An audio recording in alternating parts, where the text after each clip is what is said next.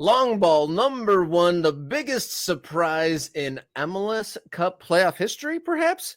Ooh, Lionel Messi and friends are out here in the first round. Yeah, that's a good look. That's whether or not it ranks as the biggest surprise ever. I think we could have a discussion about that. It certainly is a surprise, whether it's the biggest one ever or not. What's the gap in the points? I believe it was Robert? 34 points. That's a lot of points. I'm surprised. I'm sure that anybody who listens to me on this show or on WTF on Sirius XMFC on a daily basis, or maybe even the Best Soccer Show, which I still do on Thursday nights, I said that Miami was going to win. I did not think Atlanta was going to pull this off. I thought Miami would find a way, particularly at home, to get this job done. You've got 3 cracks at it, and we will talk playoff format. We will talk about the way this went down in terms of whether or not MLS shot itself in the foot, but it's a shock. It certainly is a shock. And I got the bracket here. Let's take a look at the bracket, Rob, because it's now a mess. If you had chalk, look, I think I had LAFC and LA Galaxy getting through in the West, still looking good there. I think I picked Minnesota, so I'm feeling good about that. I think it was perfect in the West. I think my bracket was perfect coming out of the West, but in the East, wow, it's in ruins. It's post-apocalyptic over there. if you were on chalk, because you've got a 4 versus a 9 and a 6 versus a 7. What? Cincinnati goes down to NYCFC. Of course, the Red Bulls before Atlanta took Messi out, took Suarez and Busquets and Alba and that crew out. That Columbus loss to Red Bull felt like one of the biggest upsets in playoff history. And now we've done it twice in the same tournament. Just absolute chaos over there. I think that the Charlotte fans in the front office are going to be feeling a little bit like they got in over their skis, because they were celebrating like they'd gotten through when they won the one game, only to be thwarted by Orlando, and then very tight margins in the New York City FC series. I mean, I don't think it comes any closer than that, but congratulations. I'll give you a round of applause for your West predictions there, Jason. But I mean, I don't deserve it. I'm not saying give me credit for anything. I'm saying that I screwed up the East bad enough that no matter what I said about the West, I can't take any plaudits, Rob. I think all of us have learned a lesson about, and that's maybe not even the right way to say it, because I've watched this league forever. I've seen this story before. This is not the first time we've had an upset in the playoffs. It's Major League Soccer. Parity reigns, right? We kind of expect there to be surprises when you get into these knockout situations. I know it was a 3-game series, but still, win or go home kind of things. And yet here I was so totally confident. Yeah, Miami's getting through. Yeah, Columbus is getting through. It's going to be fine. I don't know. Tougher to pick between Orlando, Charlotte. Picked Orlando. Tougher to pick between Cincinnati and NYCFC, although I think Cincinnati, they had the better season. They're the 3 seeds. NYCFC's the 6. They're supposed to lose. And yet here we are. Again, here we are, just being reminded that MLS, this is what happens.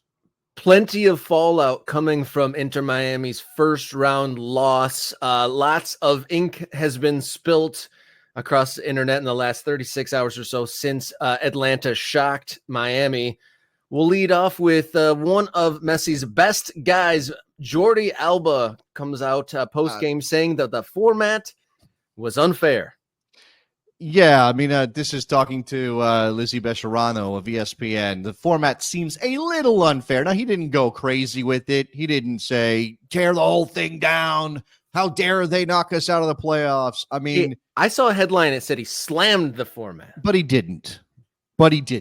So let's, okay, media people writing headlines out there, stop it already. Like, stop it. Put it away. Nobody needs to see that right now. Put it away.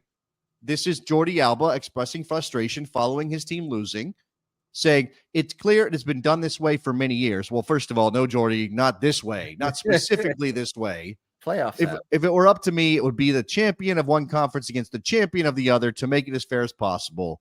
That's how it is. Now, I think he's recognizing that it's not a balanced schedule. You don't play everybody in the league the same number of times. So you have an East champion, you have a West champion. I mean, it feels like old school baseball, right? American League winner, National League winner, World Series. No playoffs, just straight to the best of 7 to crown a world champion. That's kind of what he's advocating for here. But, again, frustration, emotion after the fact. He also gave credit to Atlanta. Congratulations to them. I think they competed very well. They knew their weapons. The goalkeeper was spectacular. I think that's what clearly marked the difference. And that is what ended up costing Miami, is that they were a little lax defensively, and Brad Guzan stepped up and made huge saves when necessary for Atlanta United, and got pushed into his net and came out swinging. I feel bad for Brad. Okay. Yeah. I was going to say Miami lost me because I was like generally rooting for them through the season, but they kind of made themselves kind of a heel during the season. They did. No, they didn't. No, they didn't. They sure did. Come on. No, they did not. I understand that you might be a little bit more on Atlanta's side in that situation than Miami's, but I don't think they went full heel on it. I mean, I'm just talking about the fact that, all right, so the goal is scored. Messi goes for the ball, Guzan goes for the ball, because obviously Miami knows we got to score. Like, we're done here if we don't find a way. Messi's a competitor. He goes for the ball, and Brad Guzan does what goalkeepers do in that situation when you have the advantage. You try to slow down that process. There seemed to be a little bit of contact between Messi and Guzan, right? Incidental contact. Incidental contact. But clearly, Leo Campana took that as, you went after our guy. You went after the GOAT. Don't you dare go after. I'm going to be the enforcer here. I'm the Luke Robitaille in this situation. I'm coming for you, Brad Guzan, which then leads Brad Guzan to be stuck in the net. Brad Guzan's pretty ripped, but it looked like he needed some core strength to get out of the net. You have no leverage. You're just floating. That felt so bad for Brad. He was so square. He was so square in the net. He had no purchase. And then he tried to make it a thing, and I don't know. Like, in the end, again, Atlanta wins, and I think Guzan himself has been fine with not making that a bigger issue than it needed to be. It was the heat of the moment, and they've been going back and forth.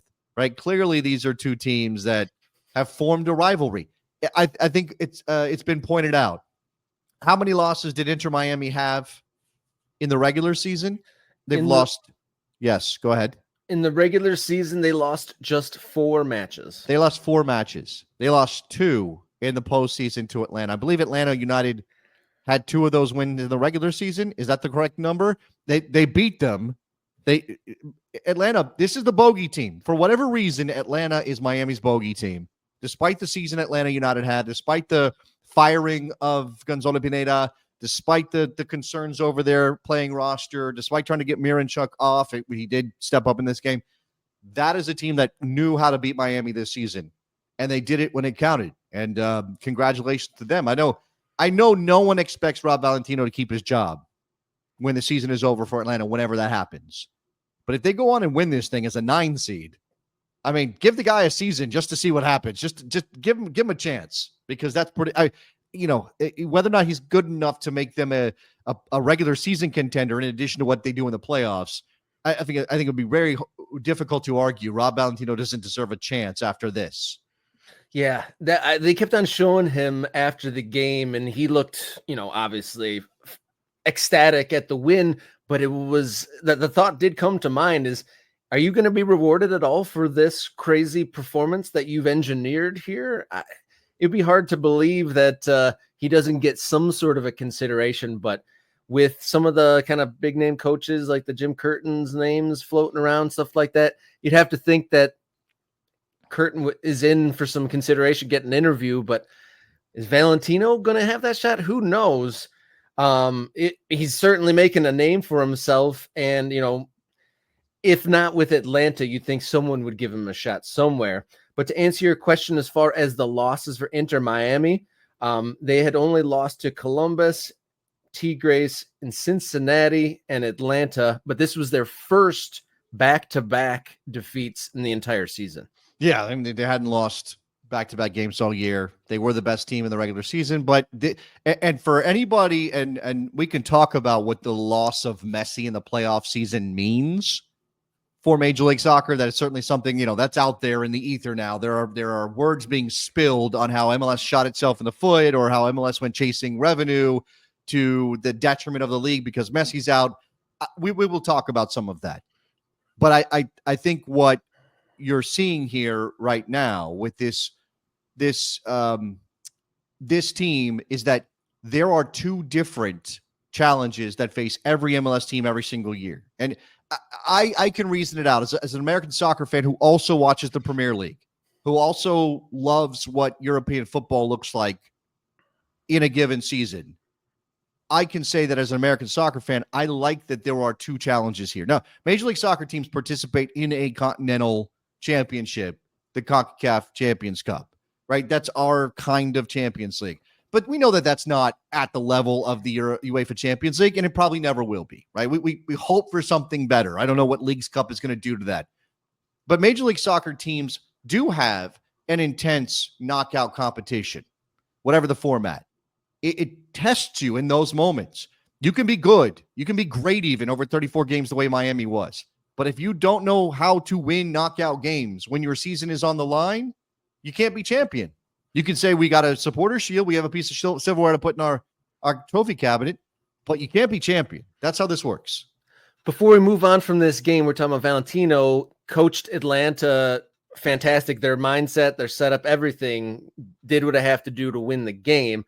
Can Tata Martino on Miami's bench be questioned as the losing goal essentially was due to the Miami not playing to the whistle, not being sharp there in those most intense moments of the match? Yeah, look, I mean, we've already talked about Brad Guzan falling into the net and flopping around like a big old salmon. But yeah, Inter Miami's shenanigans in that moment, that I don't.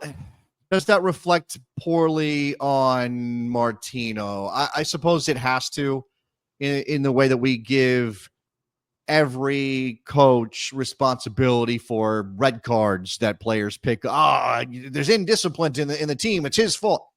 It feels wrong because what coach would ever create an environment where that would be okay, right? That to have Aviles on the ground, claiming some injury in a bid to stop, just play. You make it so much easier. And you put yourself in a situation where if Atlanta does score that goal, you've let that happen, and then it has to be adjudicated back. I mean, what are you hoping for here? We know that the referee's not going to stop play for an injury unless it's a head injury. That's the law now. That's the way the game is officiated. Players will still play the ball out, but they don't have to do that. That's not a requirement. That is something that is done by a player in a specific moment. And I'm not going to criticize a player for playing the ball out if they think an opponent is down and needs attention. But it seemed pretty clear that Aviles, if there was anything happening, it was a cramp. We're not talking about like, oh man, he blew out his knee, or oh man, he's got a concussion. This was you are on the ground for a reason that does not need to stop play. And Atlanta United did the right thing. It's wild with the incredible amount of talent and experience on the Miami side that something that fundamental would be their undoing, and their just expectation that they'd have the ball kicked out or the whistle would come. You'd think that that would come from an inexperienced side, and is anything but. And just goes to show another example of how human of a game this thing we love is, that you could have, the top team in the whole world, but a lack of focus and you're out. And it's wild. There's 15 minutes to go. Match is tied. That's the most important 15 minutes to go. And you give up something that easy. Yeah, it's pretty bad. It's such a sad way for Inter Miami season to end after everything that they achieved this year, after the mark that they set as the most successful regular season team in MLS history. We posited whether or not a season that didn't end in an MLS Cup for Inter Miami after setting a points record would be called a failure. And Rob, I don't know. I mean, I don't think I would have said that. Well, it's possible because it's a 9 seed. right? That's the thing that most sticks out if you don't consider the way Aviles went down or the way that Miami gave up the goals they gave up, right? But that adds to this. It's an extra bit of shame for Miami that not only did you fall to a 9 seed when you had home field advantage, when you had every opportunity to win over 3 games, you did that. You basically gave up in the biggest moment in the game when you could have just played to the whistle, made it very difficult in Atlanta, tried to figure out a way to maybe win on penalty kicks. I mean, at least give yourself a chance. Don't do that, right? The gamesmanship side of it is fine to a point, but it's not that thing that looks so bad for them. Inter Miami out of the first round of the MLS Cup playoffs.